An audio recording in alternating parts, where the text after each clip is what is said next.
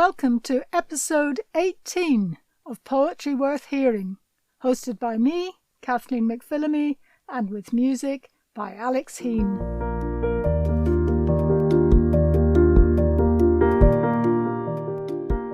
This episode focuses on well-being and ill-being, with poems mostly concerned with illness, or poems mostly concerned with wellness, or poems which explore illness and wellness. The inspiration for this episode came from a group of poems I was offered by American poet and playwright Dan O'Brien. His work deals with physical illness, as does that of our other featured poet, Sue Wallace-Shaddad. But there are also poems about mental health, about grief, about nature, and about how we live in the world. I've been offered an abundance of poems, and it has been difficult to create a balance which avoids paralysing gloom, while at the same time acknowledging the difficulties of the present times.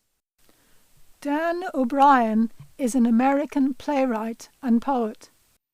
The poems you will hear are taken from his book, Survivor's Notebook, written after his wife and he had both gone through the experience of cancer. You can find out more about Dan and the publication details of his book on poetryworthhearing.biz. Hi, this is Dan O'Brien. I'm going to be reading some poems for Poetry Worth Hearing from my new collection of prose poems and photographs. It's a book called Survivor's Notebook. Acre Books is publishing it on September 15th. The book is, as I said, it's a collection of prose poems. It has some of my photographs. They're prose poems. In many ways, it's a hybrid with memoir.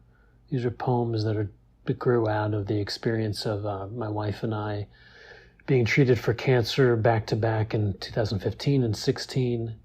And these were poems I wrote about returning to life after cancer, coming back to life, learning to trust life again, trust one's body and all kinds of things. So I'm just going to read a few. I'll give you some context here and there for some of these poems, but this is a poem from early in the collection called Sunday.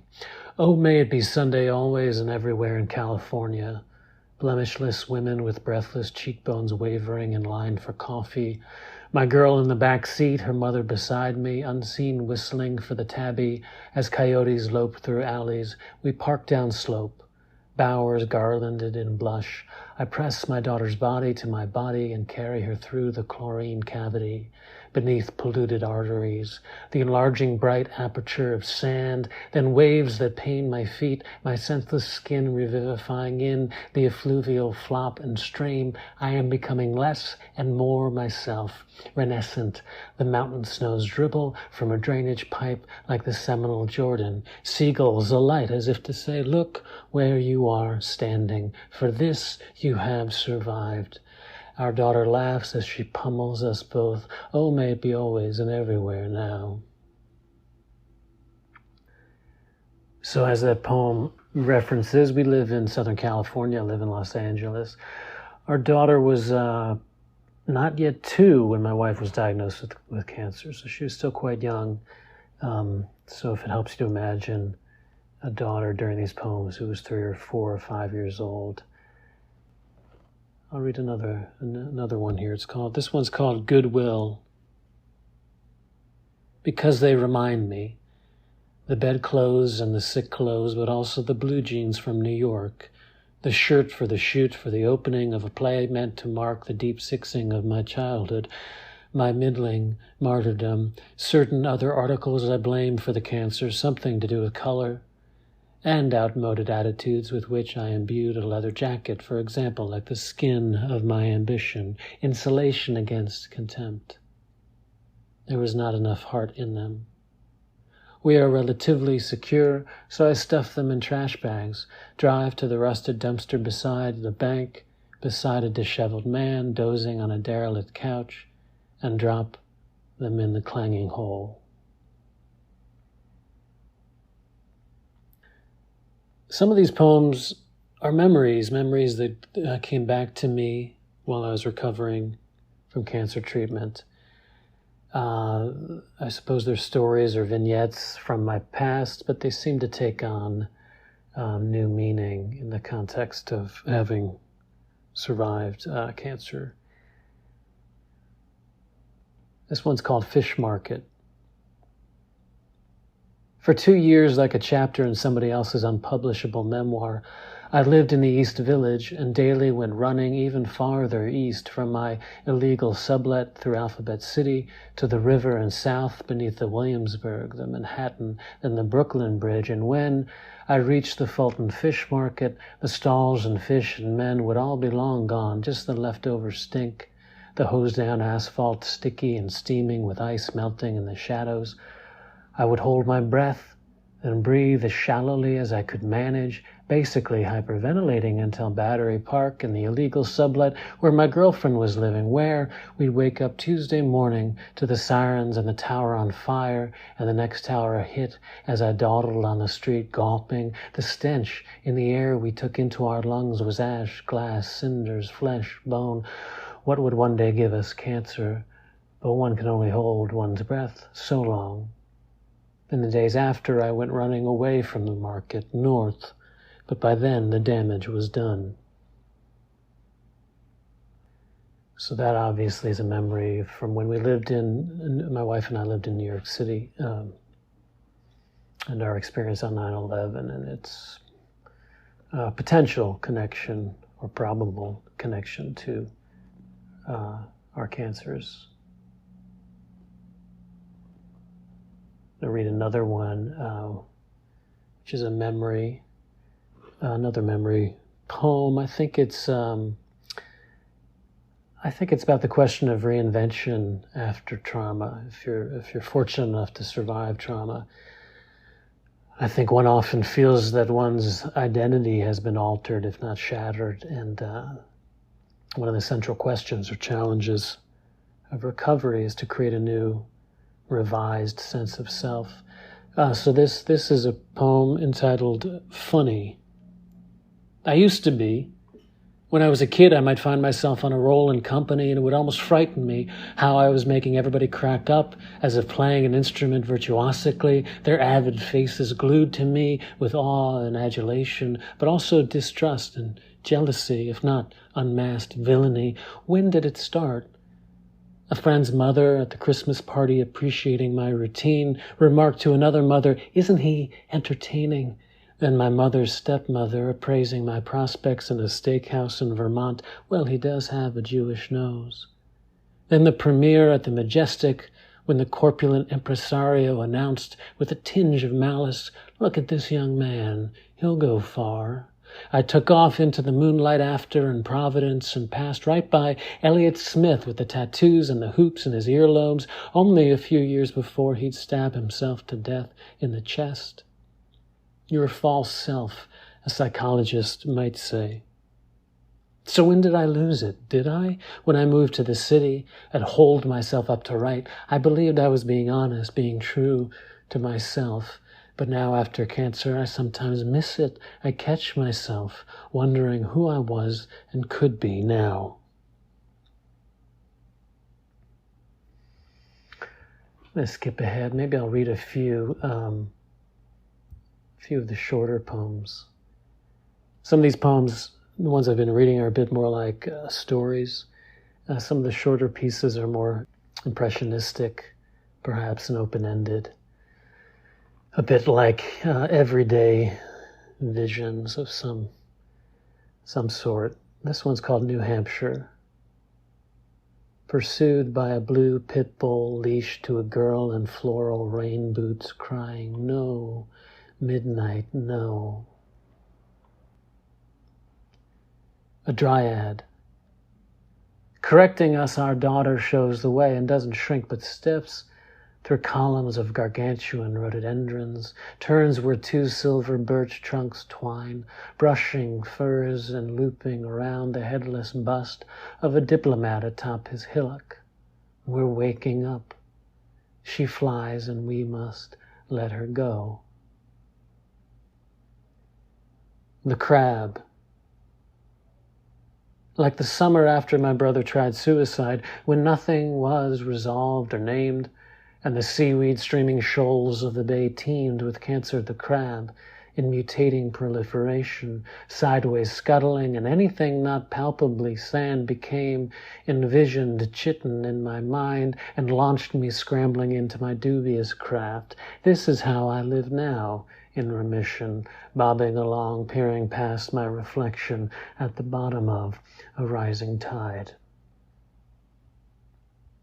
So the collection is structured over the course of a symbolic year. It was really written over many years, but each season, I think, addresses different stages in recovery. So each section of the book is a season, beginning with spring, summer, fall, winter, and then it ends with spring again. I'm going to read a few more from one of the middle sections. This is called Why Write? Returning to the conference after chaos, the last time I was here was maybe a month before my wife found her lump. 6 months more and they'd cut me open too. I am transported to another summer wind on the convocational evening like the first morning of school, shy greetings in the heat beside the bus from the airport in line for dinner. Who will sit with me? Who will read my words? Who will help mollify the tyranny of my self-scrutiny? I saw a woman crying, like a child dazed, glancing helplessly, escorted by the elbow from the boisterous dining hall, by the conference director whose face remained firmly placid like a kindly pediatrician. I asked what was wrong, and somebody said her husband had dropped her off in the afternoon and, arriving home, dropped dead of an embolism. She was in shock. Understandably, uncomprehending, I can't go now. Desperate to convince anybody who'd listen. I have to stay. I have to find a way to put this all down on paper. I'm just going to read a few more. And thank you for this invitation to read and to share from my new book, Survivor's Notebook. I'm a playwright as well, and this is a poem that I wrote after my first play production, after treatment for cancer. This poem is called Reminder. The play goes unreviewed. So far. You promise not to read them, but how then are you supposed to know if anybody gives a damn? Critics clicking their pens against their notepads in the watery light reflecting from the stage are dumbstruck with disappointment. Or their pity for your condition is stronger than their revulsion for your theatrical catastrophe. Maybe you have been spared. Maybe it's true that nobody is really watching but you. I'm going to end with a poem entitled Dedication. And thanks again for listening. What do you do when an old friend has dedicated his poem to you because he thought you were dying? As you are, we all are, who knows the day or hour? A particle of clot, a red light sailed through, and lights out, show's over. Nobody had warned me. I bought his new collection because I like him, and turning the page I am shocked, then touched, then unnerved. The sense of his sentencing, my name in stone. He's my age, give or take, with a wife and a daughter and a grizzling beard like mine. I think the poem is strong, ekphrastic, that is, a poem about a painting I'm unfamiliar with. Maybe my name was appended as an afterthought, a wine knot, a coup de grace unintentionally. What its closing lines evoke the doom-dim afternoons of the languishing months in the bardo of chemotherapy, the static nebulas vibrating in the cobwebbed corner above my sickbed. He has conjured that perfectly, so I must remember to write and thank him.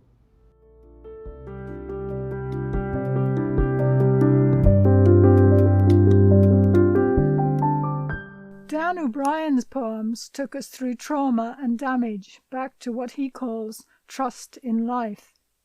Anne-Marie Daly's two poems show how almost carefree well-being can be overtaken by illness and grief.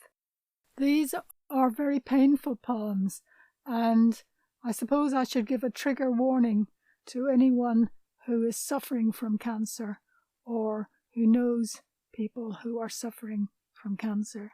I suppose my experience of wellness and illness relates to fundamental loss for me of my father to lung cancer in 2014. On the theme, I experienced his long-term wellness, I suppose, followed by a very acute period of illness, which we lost him to. And it was a devastating loss to our family and disrupted something of my identity, as I recall leaving Ireland a few days after his funeral and trying to repatriate to my life here in England, and everything feeling quite undone in me on the inside.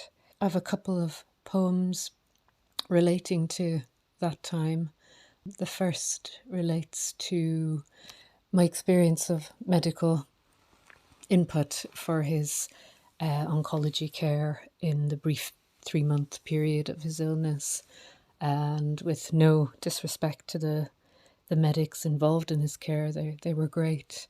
I just noticed my anger and helplessness and sense of powerlessness in the face of terminal cancer, and couldn't quite be receptive to what they were offering, as I could only see the end that was coming.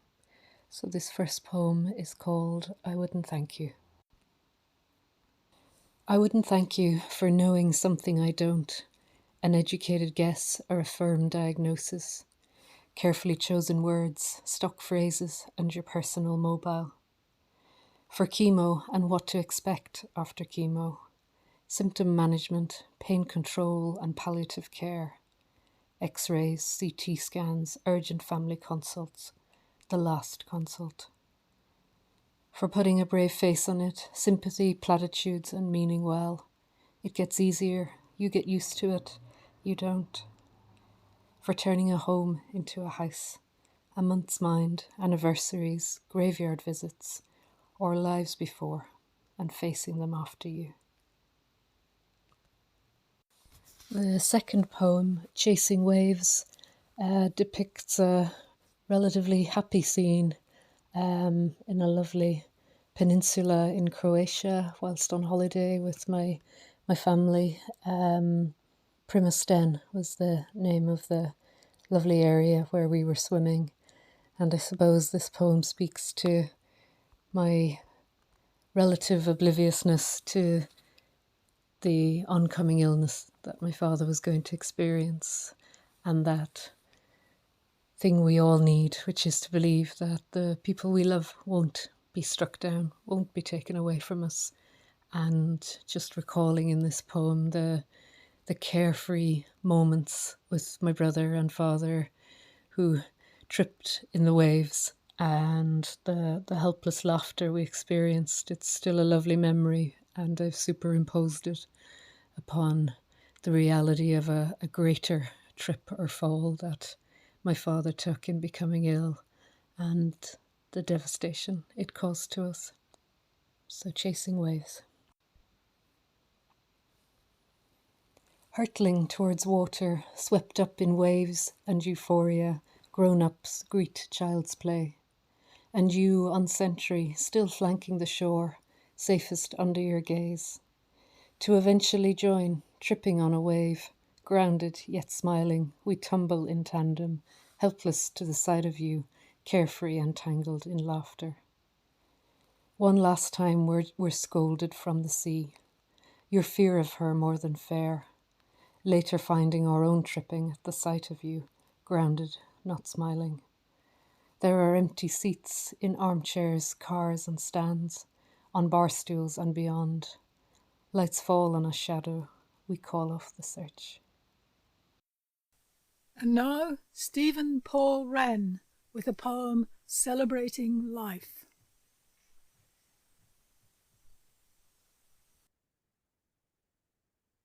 Frangible. The hairs on your head, brown gold flax, gentle in their positions.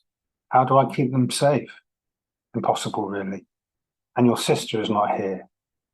You are both so precious. Red and white cells, our common blood. I am thinking of timescales. Does your sister see the sun setting? Are her years the same as our years? Heaven is a mystery. We will be with her in paradise one day. The loss implicit there is more open in Rodger Holden's poem. Death of my grandmother. You have become a childhood memory, though you are still living. But it's now you and I, and you are dying.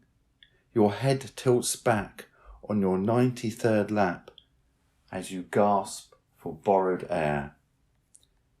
I feel almost like a stranger. I am a stranger, watching you pack up for another life. I'm no longer your grandchild, not in that sense. I'm an adult now and a bit rootless.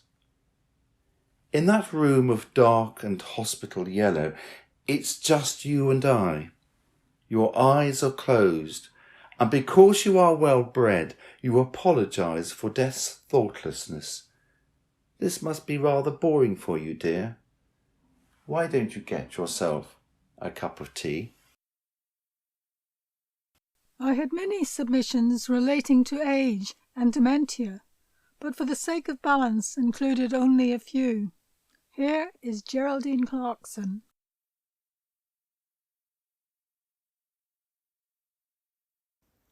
Late. A shaving of the afternoon remains. That hour when charcoal air would charm my misfiled thoughts to twilight. I'd work well for a while. Let the clock swing its long legs round to 4:30. Then hurry to the front room, taking with me a triangle of light from the hall, to find her wrapped in holy dozing and television dusk. I'd rouse her. She'd shuffle back, across the coughing chasm between that world and this. She'd say no to everything except the same thin soup and least fresh bread, defying variation. I'd funnel all I'd known and felt into the pouring of rolling water over coral powder, stirring salt savour fast into the atmosphere, setting a dry roll on a china plate, rubbing a teaspoon till it shone, placing a tray on her knees, exchanging a dozen words, withdrawing.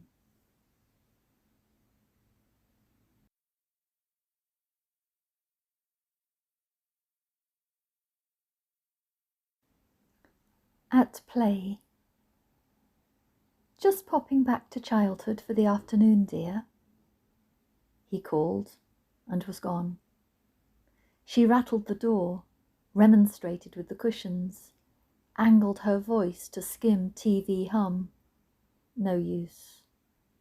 Left alone once too often, she griped to be a playground widow, to have rubbed roughly alongside someone at each fat step, each lean turn, and now 7 rooms of no one, save the little boy who rocked and laughed and ran ragged between swings and rugger and yard and brothers and river and class and her.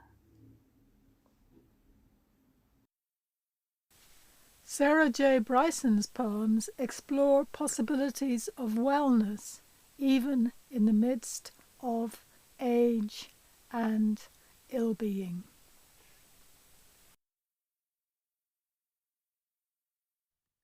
Time to talk. I follow him down the long hall, not catching his attention, as he hasn't seen me waiting. I don't want to distract him or break his concentration, cause a loss of balance fall. He shuffles a little as he walks, but still without a stick, still with the soldier's gait, left, right, left. So I wait until he stops at the door, clearly looking for me, she who promised to be there just after 2, after chapel. "I'm here, Tom," I say, and he turns, smiling, pleased with his plans falling into place. First the service, then a good listening to. 2 weeks have wrought changes, loss of weight, pallor, a changed posture to accommodate the unspoken. We go in, sit down in the sunny room, make ourselves comfy. He talks for an hour or so in spirals, about nearly everything.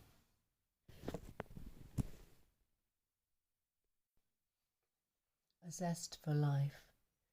She'd rub the lemon vigorously on the narrow edge of the big cheese grater with her strong, capable hands and waste-not attitude to harvest every bit of the yellow zest for sauces, cakes, for lemonade. The denuded fruit would be put aside, later squeezed for juice, while the scent of zest would sing the air with anticipation. See her doing that now, her hands distorted with swollen knuckles, still keen to get the zest, but slower now, struggling not to grate her fingers.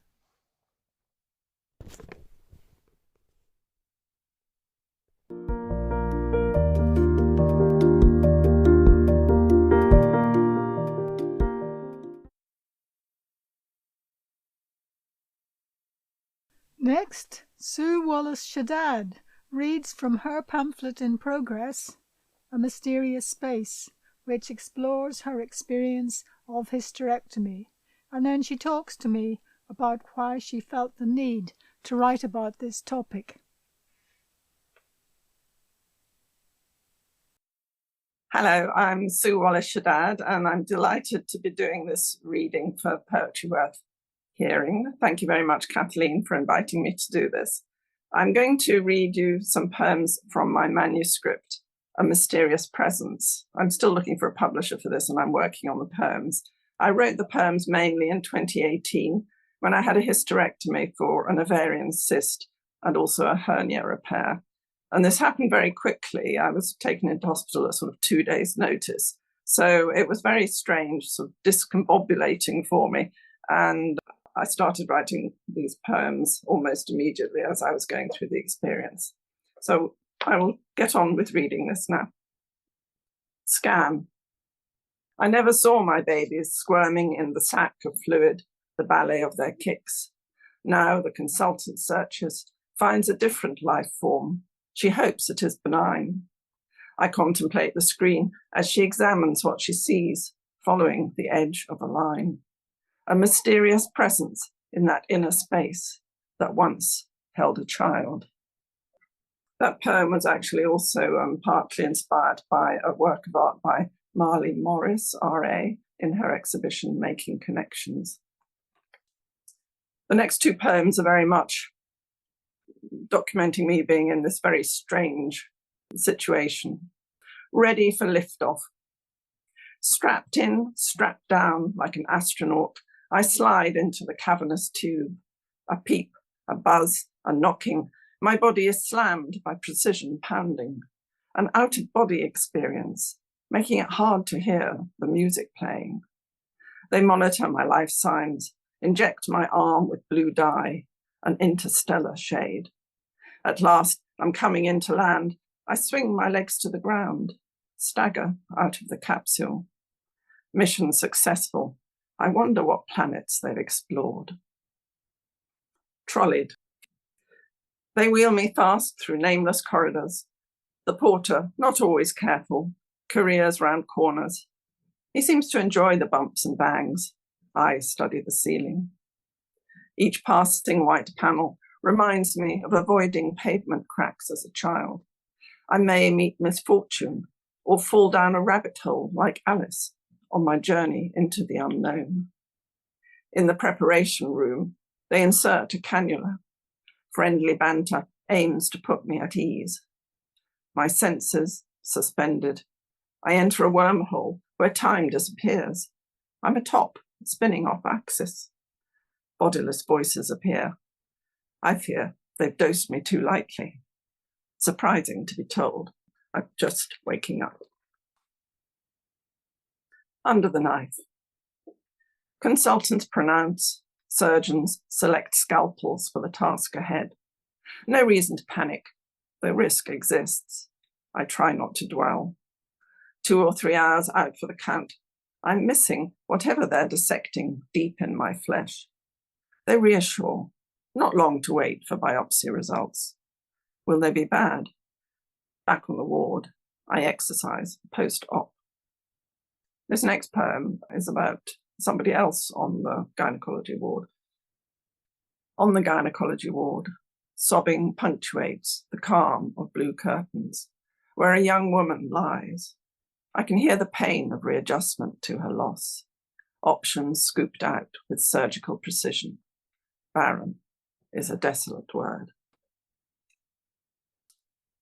I also write some poems from the perspectives of the staff at the hospital. Night rounds. The doctors have left us for now. It's the nurse doing the rounds with her torch as light. Our bodies lie trussed up in blankets like battery ends, waiting to be stunned before they go under the knife. My sleep is far from deep. I hear her ask if she can take my blood pressure, measure my pumping heart. There's morphine to dispense, if needed, for any post-op pain. Then I hope for a bit of peace. In the dock. It seems unreal. I don't feel ill. I refuse to worry. Step by step, they investigate each corner of my womb, surprised by the mass they find harbored. A suspect under surveillance, interrogated with forensic care. I wait as the lab grows captured cells. The judgment, when it comes, seems ambiguous. A borderline tumor, atypical, but normal, they are sure. I've escaped a serious sentence. I'm not going to jail. So I was very lucky. I had a good outcome, but it did have an impact on me and on my family. Post-op. I am a different person, the same on the outside, not on the inside. I am missing that part of me which gave life, as if the gods had recast my body, a woman-shaped vessel, now hollow inside. My children are proof I gave birth to life. Now, for the first time, they confront my mortality, the uncertainty of impending old age, withered skin, as I degenerate, cell by cell, before their eyes. Scar. I dare to touch, wound fading, puckered skin, pink, no longer red. I can stretch taut muscles, elastic bounce, strength regained. I can feel, mind calm, all worries spent. I am whole. And then the last poem I wrote slightly later, and it was thinking about the whole experience. I had a certain degree of guilt at being well. Apology. Now recovering, I feel rather a fraud as I hear others' stories, how they've coped. I should apologize for feeling so well. My good news seems unearned, a blessing I shouldn't expect. I played my number in the lottery of health and won. It could have been so different, I know. I had to measure the spectre of death, a useful reminder to live life to the full. I'm back on my feet, but taking it slowly. They'll check me for another 5 years. With luck, I and others will see it through. Thank you. Thank you very much, Sue. You said you thought it was important that this topic should be written about and published, and I wondered if you could say a bit more about that. Yes, well, when I went to hospital, I had never really thought about hysterectomy, and I was just amazed to find out how many people go through that, of all ages, how many women go through this. And I just didn't feel there was very much information about it. There's a lot of writing about cancer, and obviously that might include that particular procedure. And ovarian cancer in particular is called the silent killer. So I felt quite strongly coming out of the experience that, you know, I wrote my own personal experience, but I thought it was worth sharing. And I have since tried to see if there are, you know, if there's an organization to promote information about this. There is one in America, I think, but it's not very obvious to me.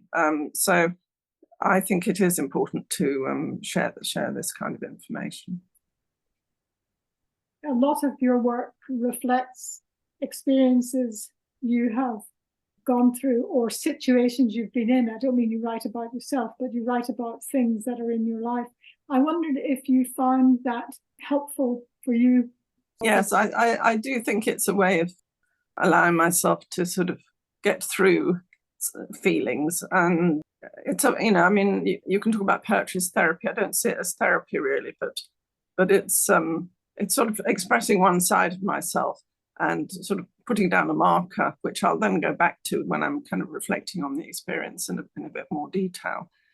And, you know, I normally share these with family, and it probably helps them understand what I'm thinking about at the time. For me, that particular experience, I hadn't been in hospital since I was a child when I'd had tonsillitis. So I found it, you know, very strange. And also for my family, it was the first time they'd seen me kind of seriously ill or having an operation. So it was quite a big thing to be going through. And, you know, I didn't know if there might be a bad outcome or a good outcome. So poetry, for me, is a way of just expressing and, in a way, containing, but also sharing what I feel. You know, it's a safe space to express my feelings about something. You said what you write comes out in lines. I do write very quickly, usually, although sometimes, obviously, things get re-edited several times, but not always. And I don't know why, but the way my brain works is it does write into lines. I then would probably put it into stanzas of different kinds. It won't come into stanzas immediately. But there is that process that I go through, like any poet would normally go through, to sort of refine the thought that you've had to make it clearer, to make it more impactful. So I do obviously go through that whole process. And yes, you're right. You asked me before we did this session about, you know, whether I could write it in prose or memoir. I have tried my hand at prose and memoir, but I can only really write about 500 words. That's what I've discovered. I'm quite good at writing short articles and blogs, and I've had a little bit of memoir published, but it's always very short. I think that's just one of the aspects of me as a poet, and maybe the way my mind works is I'm quite analytical, and so I reduce things down. And that's what happens when I write about an experience.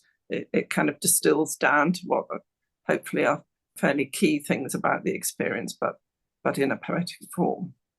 Yes, and in fact, that struck me when I was rereading the poems and when I was listening to you, that you talk about the process of distillation, and that was the metaphor that came to my mind. And the other thing was that the search for precision in language to pick out what has been distilled. And I think those two factors play into the creation of poems rather than prose.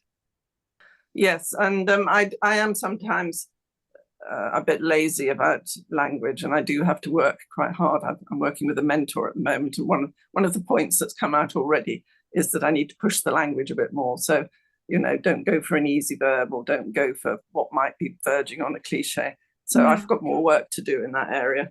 And I mean, I think it's interesting you saying there's two words, distillation and precision, because that is all about surgery as well. So you could see the poet as a surgeon almost on language, couldn't you? So actually that's something I shall think about when I reread these poems, to see what changes I should have a surgical eye on them. One of the things that interested me about these poems is they are extremely accessible. So no one can doubt what you're writing about, and you have expressed the whole experience very clearly. The danger of that is of, I suppose, toppling over into language which is too everyday. I think I want things to come across in a clear way.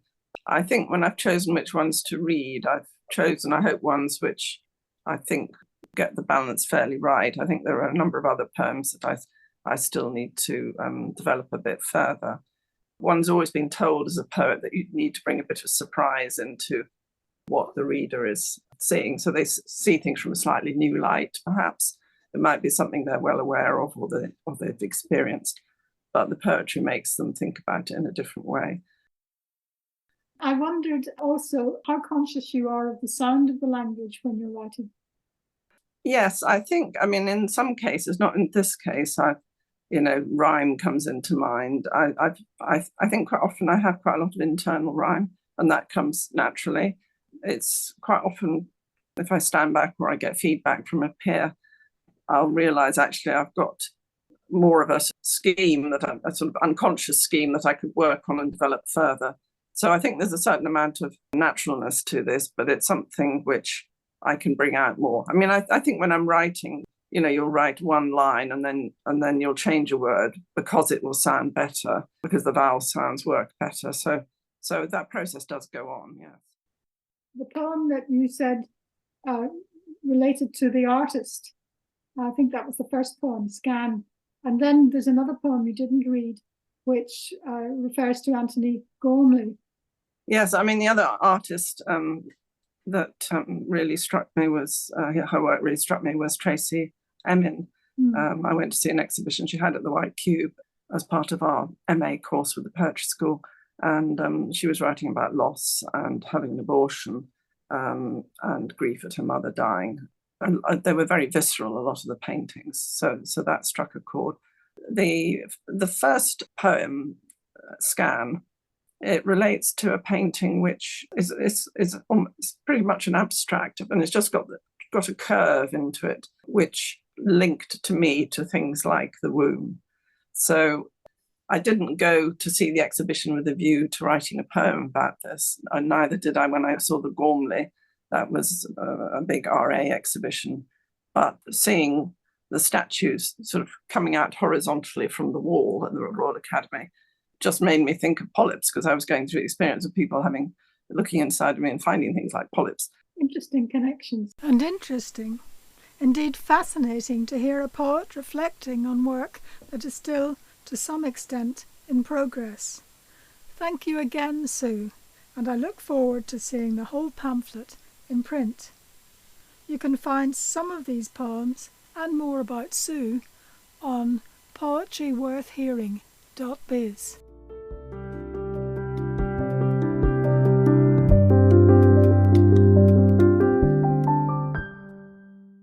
And now Deborah Cox with a poem of extremes.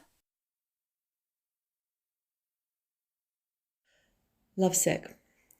When we met, I could not write a line. I was so much alive, like a child, primed to the world through silent eyes.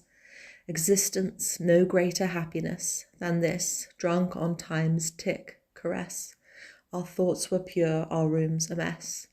Wild, wild love for you could never end. I knew it could make another life, a few. Then we spoke. It was not the same for you. You did not love. It was not true. I thought cursed language made you lie. Sick rhyme, blue to the bone with blame lust. A bushfire of shame from the roots of my hair thrust, making you sob. You were always crying, until I was mad, like I wanted you dead. Wild with fear when you saw, thick head, what your poetry had done. My love was gone.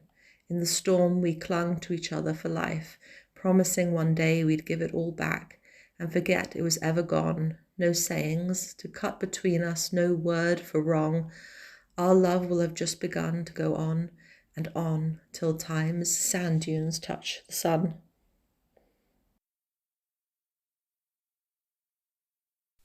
Next, Roddy Maude Roxby with some ambiguous well-being. The well-being tree.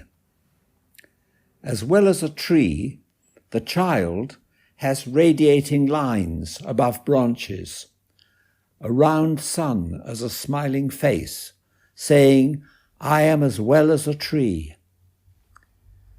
Through my roots, fungi carry health. Alongside where death grows below ground, a line of worry. And into the tree, a crow is drawn, flying in with a human face. Even more ambiguous, Math Jones.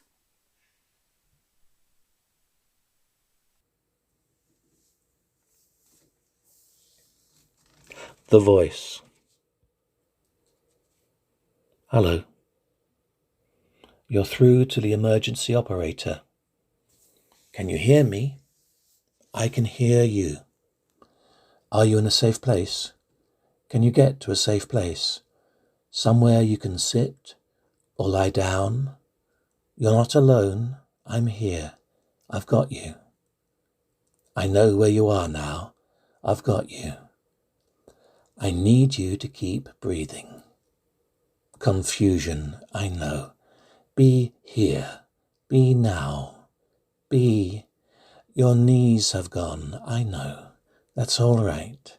You can let them go. You can let them go. Ease yourself down. Let them go. Keep breathing as much as you can. I know. There's so much happening here. Inside. I'm here. So heavy. Just let me be here as it happens. No further than here.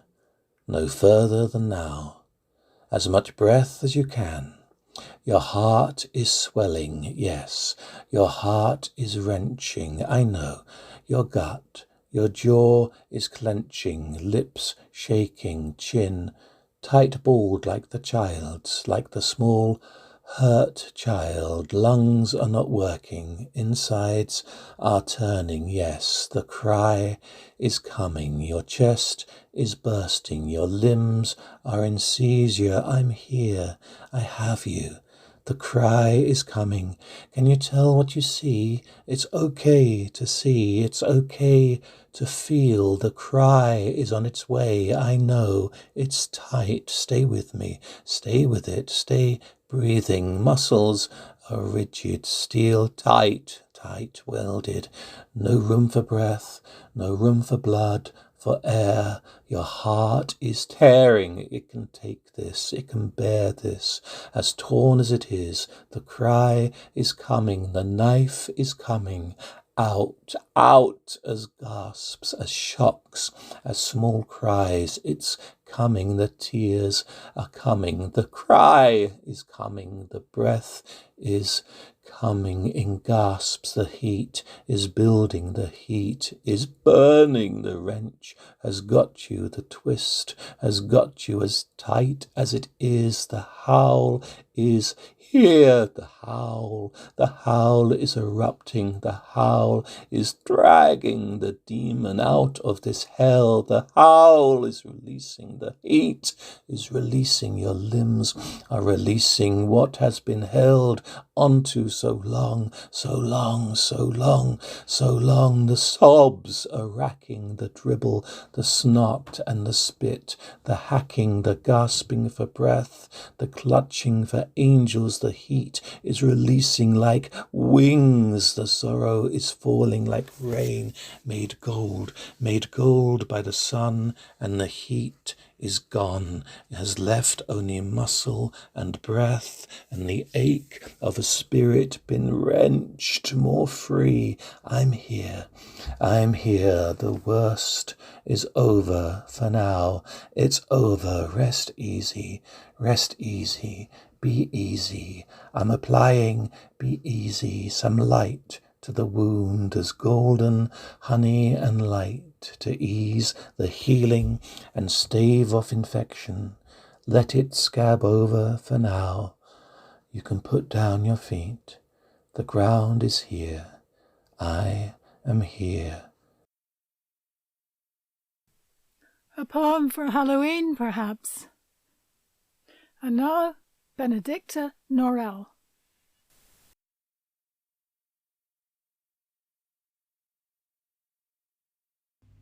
Walk me through the softly moving air. Can you store up boredom in a hidden lair of the soul, like dust on the top of a cupboard, building unseen year after year until a gust blows it all in your mouth?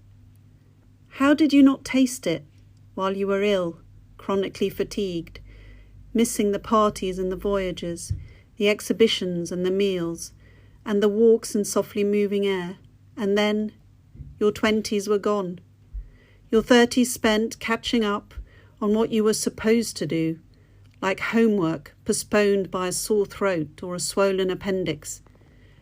And then your 40s, traumas gathered like mourners, drenching the years in black distress, demanding disentanglement.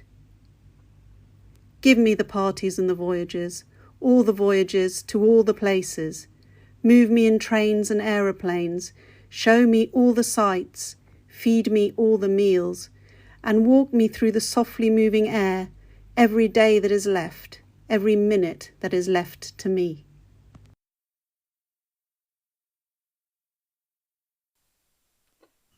Helen Overell's poem also looks at what comes after illness. Convalescence. Just outside the sash window, those red geraniums, scarlet petals brash as freedom. Inside, bedspread, cushion, an empty wardrobe. Clothes spill out from an open suitcase. Novels at the bedside, an acorn for company. Scribbled notes, tick of clock. Hours puddle, pool, seep out whenever a door opens, closes. Trays to and fro. Flowers fade, wither, form spindled seed pods. Release feathered seeds, bid this room farewell. And now Hough looks at relationships in sickness and in health. Seismic socks. When you put on your socks with a jolt, it shocks me back to a rented room, to all the times you got up for work and left me in bed, too tired to think or venture out, to the grey parade of joined up hours, the long slow days, till illness becomes me like a perfect skin to languish in. For all you did back then, you could not rescue me, which makes it feel unfair these days to complain of the seismic shock when you sit on the edge of the bed to put on your socks. Open-ended. It feels so long, open-ended, the sense of greyness. You feel for him. He does his best. He keeps asking and asks if it's okay to ask. He asks you every day, even if the reply is always the same. Not too bad. What are you supposed to say? How do you think I'm feeling? How to explain? To convey the ache in your limbs? The loss of identity? You can't do normal things. You can't express yourself. The self begins to disappear. Looking back, you're sure that knowing how long this would last would have made all the difference. There are calculations for a broken leg, so why not this? The days are all the same. You're part of another population now, the not at work in the daytime crowd, the separate people crowd, surrounded and alone. You don't fit. They all look old, and besides, your condition's invisible. No one's going to stand up for you on the bus. You're guessing they don't cry at the dentist, then apologise over and over because they're too tired to hold their mouth open. The doctor has her own angle. Have you considered having a baby? She asks. I've a patient who was worse than you and could barely crawl up the steps. She's completely cured. The suggestion's surreal. It feels like a punt on better health and on a child not yet conceived, never mind born. It feels like a long way off. The concentration's shot.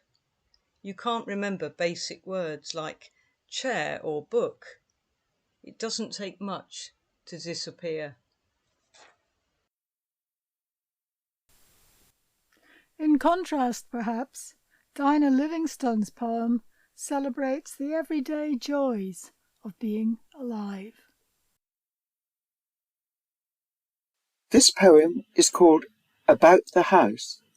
My house is my outer body, with its history and memories. I've lived here more than 50 years. Both of us decrepit now, but let's keep going for a while. I battle every morning to get myself showered and dressed.